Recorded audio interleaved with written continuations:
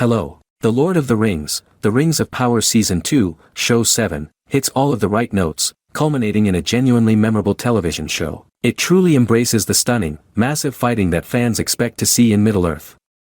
The Battle of Eregion is visually stunning, but it also contains a lot of passion and is backed up by excellent performances from a number of actors. Episode 7 realizes Rings of Power's full potential and demonstrates why the show is worth watching. Anatar's intrigues capture Celebrimbor as Adar lands outside of Eregion, leaving Eregion's fate in the balance. Elrond and Gil-galad lead the charge to save the city, culminating in an exciting and graphically stunning combat that captures what fans adored about Peter Jackson's Lord of the Rings film. Rings of Power Season 2, Episode 7, does not leave anything to be desired. Elrond proves that he is a force to be feared. When the Rings of Power began, Hugo Weaving's Elrond from the Jackson trilogy presented a difficult legacy to uphold. Furthermore, the Elrond depicted in the television series was very different, more political, and not yet a true leader among the elves. Season 2, Episode 7, alters all of it. Any preconceived assumptions about Elrond are washed away as Arameo delivers a strong performance. He looks natural in an elven general's armor and electric when Elrond faces off against Adar. As Adar attempts to push Elrond's buttons, Arameo's on-screen presence is powerful and terrifying, he commands each scene. But Elrond's task is more than just power and brutality. When he fights all night in front of Eregion's walls, it's clear that he cares for all of the elves under his command. As one after another falls to Adar's forces, Arameo's anguish is both touching and terrible. Elrond, not until you've painted the dunes of Glanduin black with your kin's blood. Arameo's work is enhanced by the Rings of Power's amazing imagery. As Elrond and the riders of Lindon ride towards Adar in a typical cavalry charge, the elves are bathed in white light and centered between two trees, similar to the trees of Valinor, while Adar and his orcs are shrouded in darkness. The sun is utilized to enlighten the armies of good, much like Helm's Deep or Pelennor Fields.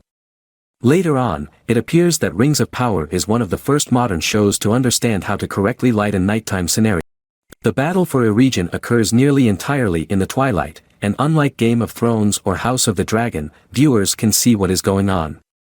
The fires on the battlefield, the chaotic nature of the conflict, and the scary image of a troll destroying everything around him heighten the atmosphere even further. These fight moments exceed spectators' high expectations. Celebrimbor's story is connected to the battle in Rings of Power. Celebrimbor fights for his mind, just like his people fight for the city. Celebrimbor seems astonished and unhappy in Rings of Power. Even in the heat of combat, the Rings of Power remain aware of Celebrimbor's story. While it would be straightforward to interpret the transition to Celebrimbor as a slowdown in an otherwise fast-paced episode, this is not the case. Charles Edwards keeps the elven smith intriguing, and witnessing Celebrimbor fight within his head adds to the emotional impact of the city's devastation. Celebrimbor was the revered lord of Eregion, but his people think he abandoned them and let them perish. In actuality, he is tormented just as much as they are, and he is battling just as hard to survive. These extremely personal scenes shown by Edwards demonstrate that Celebrimbor is the heart and soul of Season 2. Celebrimbor would do everything for his city and people, and Edwards' performance in Episode 7 reflects this.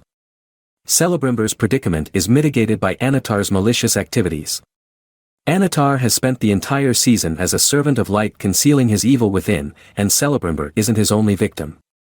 Antar has demoralized the Eregion, making them think Celebrimbor doesn't care about them or. Charlie Vickers portrays Anatar as a kind and loving servant who cares about the people, whereas in reality he relishes their collapse.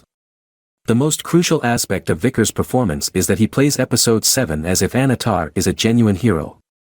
There are sinister overtones, but it appears that Anatar believes that everything he has done and will do will only benefit Middle-earth. Sauron is both monster and victim, and without Vickers' ability to toe that line flawlessly, his duality would not be apparent. Thank you for watching.